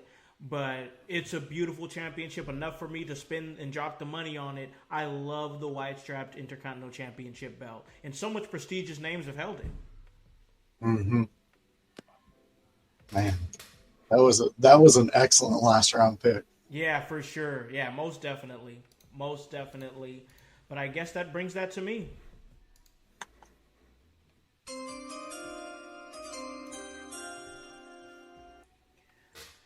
Final pick of the draft. Mr. Irrelevant is what they call it. Last pick of the draft. I had a couple of picks. I almost went with one. And if we do something like if we would have done something like a preliminary or something like that, then I probably would have picked this first one. But I want to make sure that I have a strong class of divisions, many different divisions that I want to have. So now I'm looking at my list here, and I have my World Heavyweight Championship. I have my Mid-Card Championship with the North American Championship. I have my chaotic ratings popping championship with the Hardcore Championship. I got my beautiful tag team championships. I got my women's championship, but I want to keep that going. I got my my Cruiserweight Ass Championship with the X Division Championship, but I want to keep that going. I want this to be a group. We're in the era of stables, and pretty much how P did his, I want to make these open to everybody. So if you have a female in your stable that she's eligible to fight for it as well. But in this era of factions, I think there's definitely a place for this one right here, and that's the Never Open Weight Trios Championships. right there. That's going to be my final pick to have a trios division to cap off what I feel like I've put together as a well-rounded group of divisions in my in my titles, in my promotion here. And yeah, I'm going to cap it off with that championship. So much prestigious names have held it. It's not a super new championship. The never open weight 6-man tag team championship has been established since like 2016, but still many different great names have held it over there in New Japan.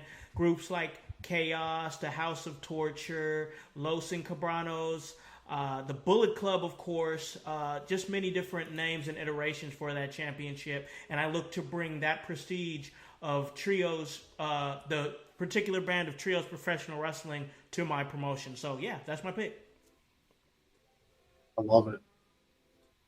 Man, each one of these promotions kind of makes me want to watch more wrestling. Man, When you guys for start real. up. I think somebody actually even said in the chat, like seeing the promotions, seeing the titles that we picked, and seeing our reasoning behind it, they said would make for a potentially good 2K series. Yeah. Like seeing how shows does. York. Which, it would be really dope if people didn't live so damn far away and all four of us could do, like a My GM mode or something. Oh man, that'd be great. Yeah, you gonna have to move to Indiana. I live there. I'm not. I ain't going. You're the only one of us that don't live here. Y'all can move to me. I went to y'all first. Now come to me, okay? Because I'm going to do it like Jennifer Hudson and Jay Holiday said, and I am telling you, I'm not going. No, not again. I've got ties to Ohio. I've got family that lives there, so I always pull up in Ohio every now and again. But if you could pull up that list of everybody's titles. I want to make sure that we can get this screenshotted here. People that are checking it out, watching, can see, because we're going to get that screenshot and we're going to put it on the socials there for you guys to judge what you guys think about our picks. What are you guys thinking out there in the household? But guys, this has been a great episode. We're at 2 hours now. I've got to wrap it up. I got a Pacer playoff game to go to a little bit later. It's going to be fun and exciting. Cannot wait to be in the building. So that's what I'm going to be doing later on today. But guys, I want to make sure that you guys get the opportunity to talk about everything that you guys will have coming up down the line, any shows coming up, anything. There's our great list there that you guys can see who had the best draft. What do you guys think? But I'm going to start with my man Voice here, man. Where can they catch you? What do you got going on? Where can they catch the Voice, Josh Joseph? All right. Thank you, first and foremost, Howse, for putting together this fantastic group of men that just really make me love this entertainment even more. You can definitely catch me tomorrow night. I will be doing at 7 p.m. the Raw Recap Review Show, where we go over the 3 subjects that we want to talk about from last Raw and what's coming up. You can catch me on the Window Liquors programming. IYH will definitely have a live stream of that. So come on, check it out, and give us your opinion on what's happening in the world of Monday Night Raw. Also, you can catch me every once in a while on the Boar's Nest on Thursdays. But Sunday house parties, that's the last place you can find me. And come check out on my socials. I'm out there on Twitter, on Facebook, YouTube, and Twitch. So come on, hang out with the Window Lickers and see what we have going on. That's where you can find me. Yes, man. You're really out there working, and we appreciate all the work that you do. Like I said at the top of the show there, you and Hype have done a lot of work to kind of reconstruct the look here of our video series, and you guys did a lot of work to make sure that the beginning of the draft series went off without a hitch, and I really feel like it did. This was fun. This was great. Yeah. And This the was way a lot we of had fun. the way we had to think about it was definitely, it made it unique, and I know that the listeners are going to really like and enjoy this one. But I'm going to throw it to my man P. Where can they catch you at? What are you doing? I know you're working through this injury here. But where can they catch you at in turn until healed up, and what's next? So just because I'm rehabbing and I'm recovering doesn't mean I'm not going to be pulling up at places. So actually, this coming Saturday, I'm going to be pulling up at OWA, Ohio Wrestling Alliance. I was supposed to tag with my boy PB. I'm going to be in his corner supporting him, though. So pull up at OWA. I'm also going to be making a appearance. Once again, it's supposed to be my debut at Chaos, but I'm going to be pulling up at Chaos and showing some love there as well. Up in Detroit, Michigan. And you never know where I'm gonna pop up. I'm working on music, I'm working on a whole bunch of stuff. Got a lot of irons in the fire, and I am working on the YouTube series of Food Fight and Sunday Night Snackdown. So just stay tuned, and I believe we can potentially get a link in the chat if you guys want to donate to the YouTube series to help get it off the ground. And if you think you have what it takes to win the food fight, you can also shoot a message, and we can try to get you on the show. Just know that there will be food punishments if you lose. Because I don't know if you want some, pickle flavored cotton candy or bean boozled, or if you're trying to do, one chip challenge. But if I was you, I just wouldn't lose. That's what we got there from the world's most dangerous champion, the world's most dangerous podcaster out here. That is Paragon, but I gotta throw it to my man over here, Peace and Prosperity Jones, bringing all the peace and all the prosperity, and a little bit of hypocrisy in the mix too. What do you got going, man? What you got moving here in the next few weeks, bro? You all know me out there in the household. You can find me for now everywhere on social media at Hypocrisy Jones. Anywhere there's social media, I'm there. And if you can spell that, that's where you can find me. But right now, man, I'm pushing as much P, and I'm not talking my homie down there below me. I'm talking all the positivity in the world, man. Just peace, prosperity, and love, man. But other than that, man, you can find me with the Kokomo Press. We do this thing called our open mic thing every Thursday night. If you're in the Kokomo, Indiana area, come through. If you're funny, if you think you're funny, if you might be funny, come check us out, man. Bring your set, bring your funny. We do 15 slots, 5 minutes a piece, for comics out there, man. And we've been doing this for like 3 months now, and it's just been every week more and more people come, new faces. It's such a vibe, man. I can't say enough about it, man. Shout out to obviously my homies here at In Your House, but also shout out to my homies at the Kokomo Press, because we over there grinding as well. Yes, you guys are doing a lot of great work. Always out there grinding in the community. The Kokomo Press is, and I love to see it, man. As far as me, man, I got a few things coming up, man. I mean, this Tuesday, of course, I'm gonna be doing my solo shot. So that's gonna be Con Man solo shot coming through. And we're going to make a movie with it. You already know the vibes. We're going to do it. We're going to talk about wrestling. Sometimes I bring on a guest if there's a guest available. Right now I don't have anybody scheduled for this Tuesday. So it's looking like a Monday Night Raw solo shot, which is great. And I'm glad that you guys vibe with those, because I do get a lot of good feedback on those. Then I will be making the move to head on to Columbus. I'll be part of the rundown once again for Emerge Wrestling, and I've enjoyed doing it the first time that I got a chance to do it, and it was great. We'll break down what'll be going on, what's next for Emerge, which is the next place you can catch me doing commentary. That is at Emerge Wrestling. And guys, that's whatever may come, and that is coming up there, and you guys definitely should check that out. I'll be on commentary with John Gates, and we'll have a great batch of matches. But guys, I'm here at In Your House. You guys already know these Sunday house parties are great. We're going to continue the draft series. This was a great foundational piece for what the draft series is going to be. Next, we're going to be doing independent talent, y'all. Independent wrestling talents. That means anybody who is not contractually, if you do not have a contract, if no contract, You are ineligible if you have a contract. This is all indie wrestling talent who we're going to be building our promotions around. I've already put something out there on social media that people are starting to really get behind now.